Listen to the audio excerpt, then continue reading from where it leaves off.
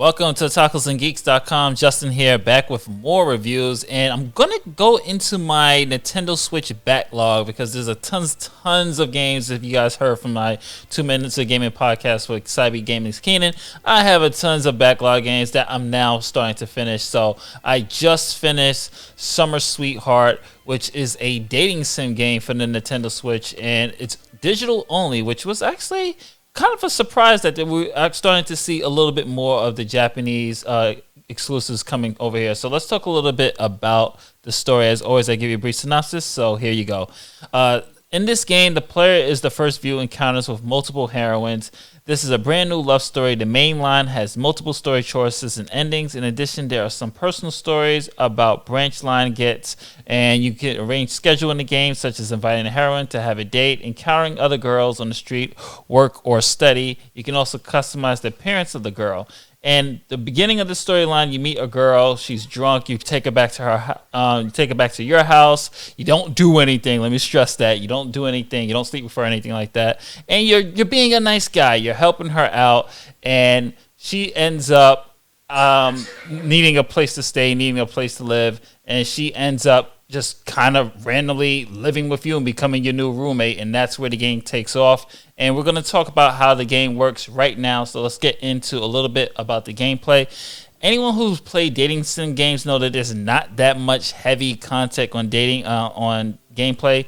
The game is pretty simple. You have plenty of options here. You have the phone feature where the appointment is where you make it, but you have this like app where you get to check your text messages from the girls that you're dating or girls that you're trying to court. So, and you also have the moments, and then moments is where you get to see, just think of it like social media is the moment. So the girl who's your roommate, she will post her statuses and you get to comment on her statuses. You can like it. Be careful what you say, because depending on what choices you make, it can actually affect your relationship with her and your friendship with her. And if you're trying to pursue her in that way, it can affect your relationship overall. As far as the gameplay is concerned, it does get repetitive when you're starting to schedule your day, such as you're either going to be going to work, working out, enhancing your skills. So everything like the dating sim game is about improving yourself. So obviously you got to improve your looks, you got to improve your wit, you got to improve your charisma, and all those things. You do it by using the schedule algorithm here. As you can see here, you go to stroll, that's how you meet new girls. Painting, that will improve your art, your intellect, and things like that.